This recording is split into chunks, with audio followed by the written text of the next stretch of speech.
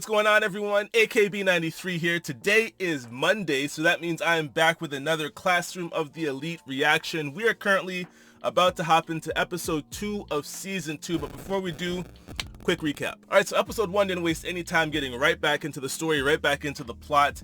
We got a quick reintroduction to a few characters from Class D. However, not every character from Class D was reintroduced during the first few minutes of episode 1. So maybe these characters will play a key role in this upcoming season, in this upcoming event. We'll see about that. Also, like I said, didn't waste any time getting right back into the story. They've introduced a new test. Now this test, when they explained it, was confusing as hell. I rewatched the episode 3 times, and on top of getting a pretty good breakdown of the rules from someone who commented on the last video, thank you, I appreciate you. I have a much better understanding now of the test and the rules and what we're getting into and what we can expect from these characters during this test. Also, something to notice is that Class D is split apart. Although they are still technically working for the class's benefit through this test, they are still doing it separately. They've been separated and they've been joined by students from other classes, a few students from Class A, Class B, and Class C, where they're going to perform this special test together and hopefully win some class points, also hopefully win some personal points for each individual. Last episode we focused on Ayanokoji's group. He's got Ichinose, he's got Karuizawa, a few members of Class A, a few other members of Class C, 2 other members of Class D that I don't recognize, that I don't remember, but I'm sure they were there before. So it'll be interesting to see this dynamic together, how they all work together to hopefully accomplish the goal and find the VIP and hopefully get some class points specifically for Class D. And one last thing I want to touch on before we hop into the episode, there seems to be something going on with Karuizawa. I'm not sure what it is yet. We haven't seen much of Karuizawa. We saw her a bit here and there in season 1. She wasn't really a focal point in season 1. Maybe she'll be more of a focal point here. It seems like maybe she does have an alternate side to herself that people are now finding out, and that's sort of scaring her or humiliating her. We're not sure. We haven't gotten too much on it. Maybe we'll get into it a bit more in this episode. But that's it for the recap, guys. Without further ado, let's hop into episode 2 of Classroom of the Elite. Let's go. There are 2 human sins from which all the others derive: impatience and indolence. Interesting. All right.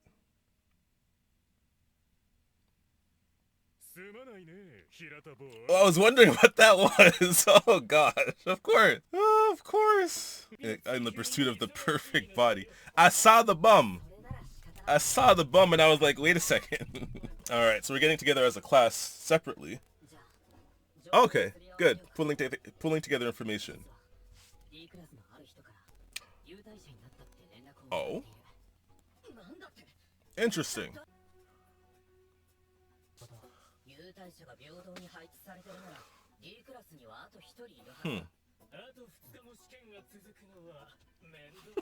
I wonder what group he ended up in.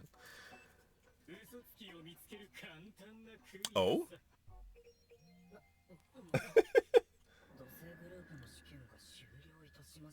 Wait a second. Wait a second.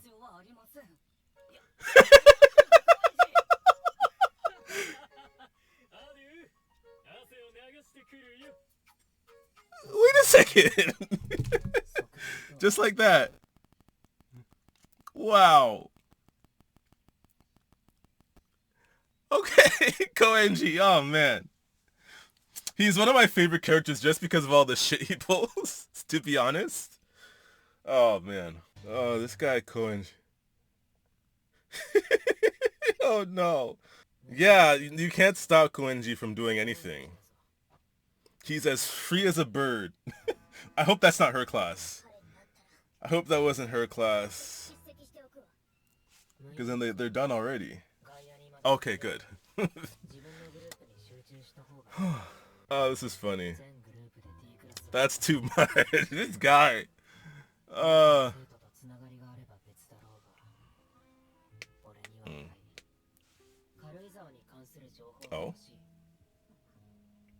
He was very observant of her the last time.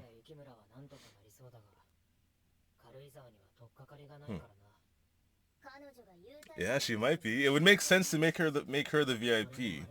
I don't think they suspect it.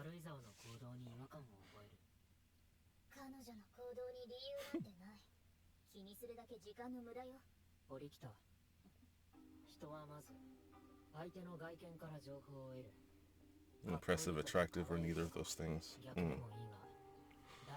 He's not wrong. He's not wrong. We as humans usually judge people based on the information we have in our brain. And when you first meet someone, the first information you have in your brain is based on their appearance.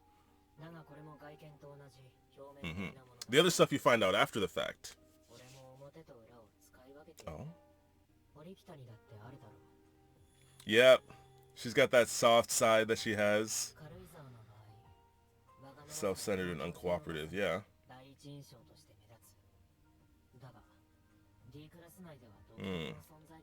Interesting. So either she's very distracted by something going on, or she's the VIP. So now we need to figure out which is which.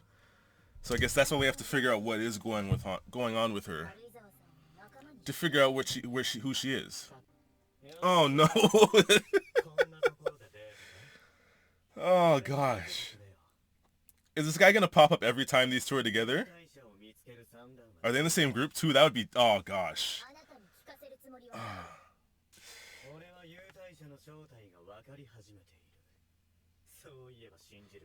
I don't know. I don't know, because he's deceptively smart. Very intelligent. He's just an asshole.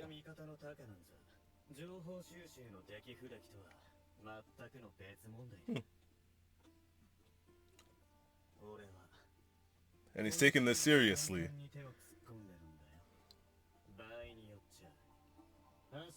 He is someone to watch out for. He really is. Oh man, yeah. You gotta be careful with him. Consistency or underlying logic.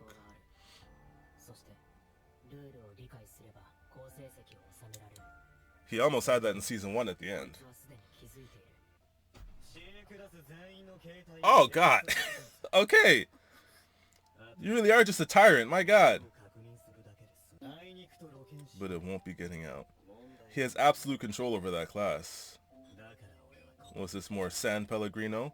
Not San Pellegrino. It was Perrier.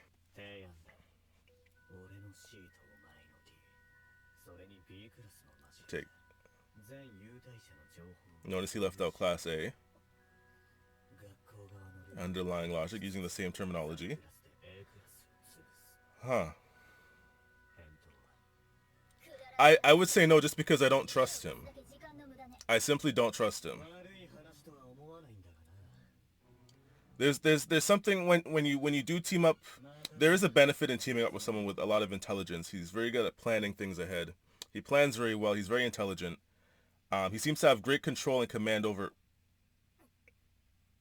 What's going on?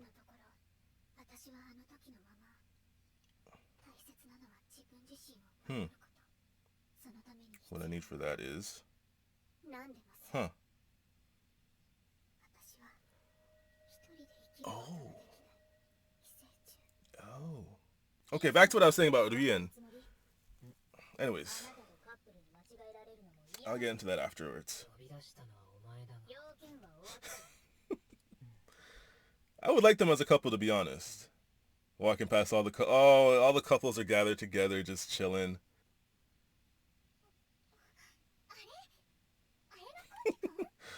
Oh gosh.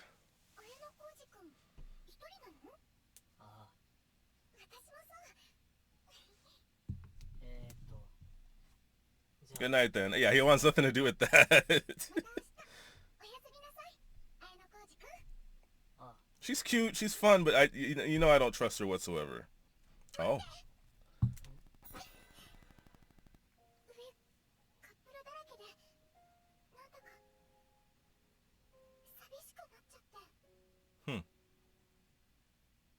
I can't tell when she's being real and when she's not. Maybe she is especially vulnerable right now.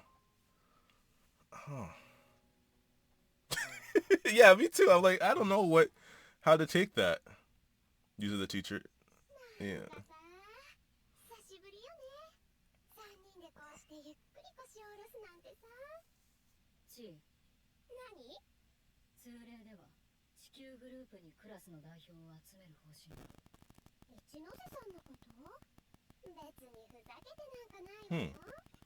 So they got to choose the groups?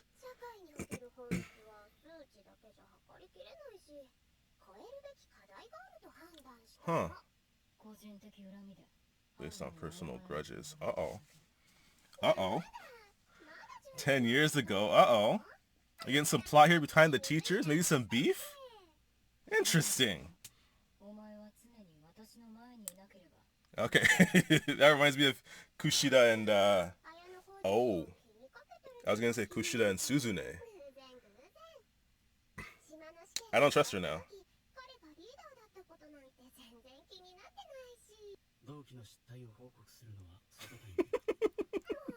They don't trust her. They don't trust her. Okay, that's interesting. Okay, another new dynamic to add to the plot, to add to the story here.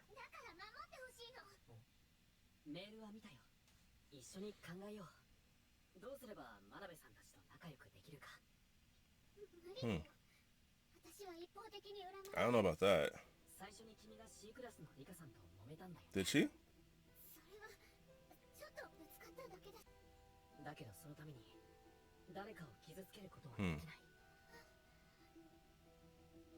Uh-oh.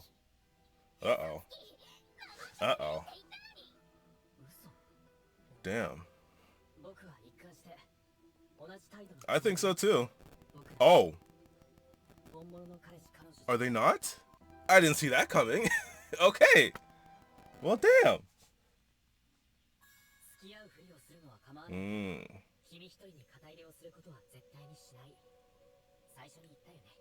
Why does this shock me so much? Oh, sorry. As a classmate.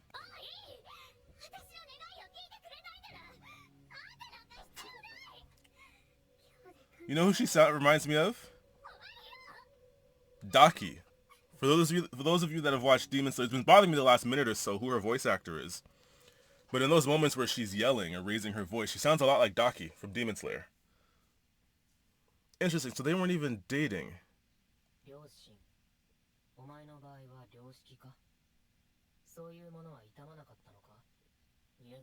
4 months since we started school, yeah.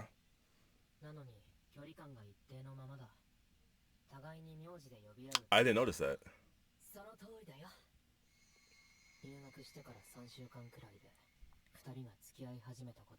And they just took advantage of it? Oh.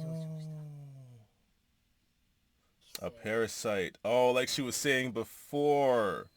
She needs someone else to latch onto. And he's still trying to figure out. Yeah.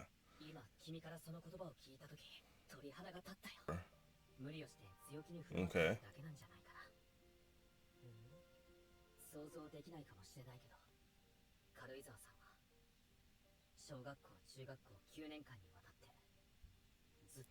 Oh. Oh. Did you call her here, or you guys just the first ones here? Look at it, even her physical, even her body language. She's just hunched over. Oh. Or the other one. She can't even remember people's names. I mean, I can't be mad at her. I don't remember everyone's names.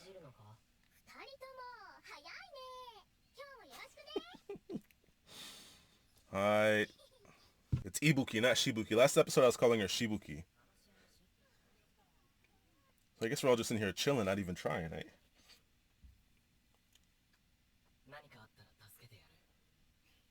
Wow. Wow, she's moved on to another host already. New host in reference to them calling her a parasite earlier. And herself calling her a parasite earlier. Maybe some icebreakers. Maybe play some cards. Ayanokoji's always just caught up in it. Oh, she's chilling with Class A. Okay. Deadlocked. Yeah, because they're not going to figure anything out. This is their third discussion. Don't they have 3 days in total? I guess 4 days plus a break day in between. And of course they're seething. They're just looking for their opportunity to jump at her again. Oh gosh. Oh wait, no, it's 2 discussions per day. Right. 2 discussions per day. Or 2 meetings per day. Please don't jump her. Okay. Uh-oh. Oh, they're gonna jump her. Yeah. Soka.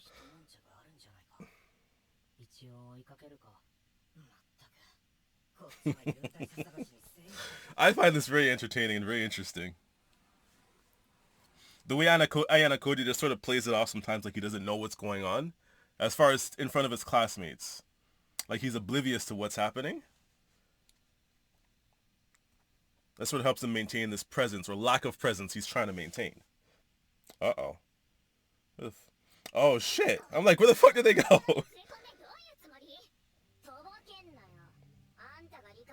This again. Did we confirm with Hirata that it was her, though? She said she did bump into her. But there could have been more to it than that.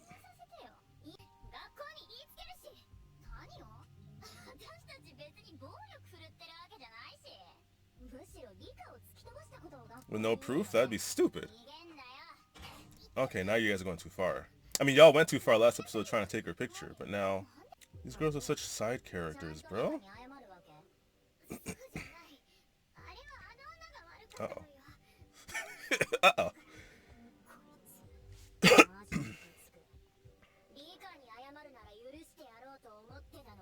But now they're gonna fuck you up, eh?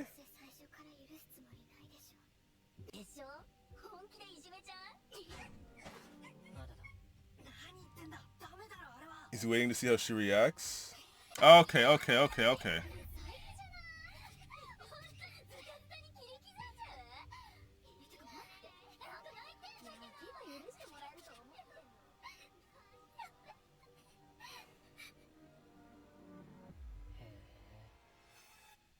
What was he waiting for?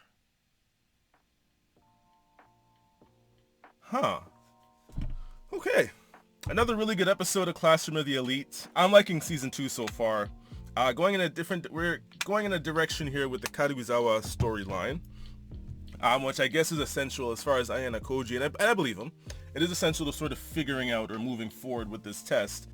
We have the suspicion that she could be the VIP, or she's just closed off because she's got something going on. So we need to figure out what it is that's happening to sort of figure out whether or not she's a VIP or not. Because if we find out she's not the VIP, that still helps us because that's one less person on our list of people that could be the VIP. But if she is the VIP, that also helps us going forward, obviously, because we are trying to figure out the VIP in the group. Now, it's interesting for me, her calling herself a parasite. At least she's someone who knows and understands who she is. And she's developed this understanding that she's not someone that can survive on her own or make it on her own. So that's why she'll always cling or attach to someone to protect her. She did to Hirata. Now she's doing it with this new guy whose name I can't remember right now. So that's interesting. That's an interesting storyline going forward and seeing how it connects with the test and the overarching storyline of us trying to get to Class A. I wanted to touch on it during the episode with Ryuen, but then something else happened right after that scene and I didn't want to talk over that scene. The proposal that Ryuen made to Suzune was very interesting. Obviously she didn't take it. I myself would not have taken it either, because there are situations where it is great to pair with someone who has his kind of intelligence, his motivation, his kind of drive, and the ability to manipulate and still get what he wants. But the issue there is that once you enter into a contract or enter into a partnership with that kind of person, there's always a chance they'll fuck you over. There's always that chance, and that's why in these kind of partnerships, I feel like trust is still necessary to some degree. Because if you can't trust this person you're pairing yourself with, who you've seen stab other people in the back, especially people from other classes, you've seen the way he treats his own classmates, the way he rules them and commands them, you're supposed to pair yourself up with someone like that and hope that he doesn't throw you under the bus afterwards. I don't know, I couldn't do it. I couldn't do it simply because I don't have an inkling of trust in him whatsoever. If I even had like a 5% level of trust in him, I would still maybe consider it, because he would be someone valuable to have on your side, obviously. But in this case where you can't trust him whatsoever, especially since you're not in the same class, yes, you have the same goal for this test specifically, but that I don't feel like that's enough to trust him, in my opinion. He could end up surprising us and he could really be helpful in this situation, but I don't trust him whatsoever. Now at the end of the episode there, Ayanokoji was waiting to see maybe a reaction to see what Karuizawa would do.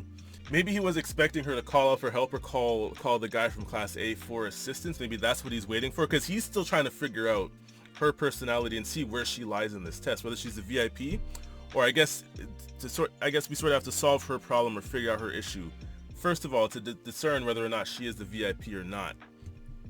So that'll be interesting going forward, seeing that dynamic, seeing the Hirata and Karuizawa arrangement that they had.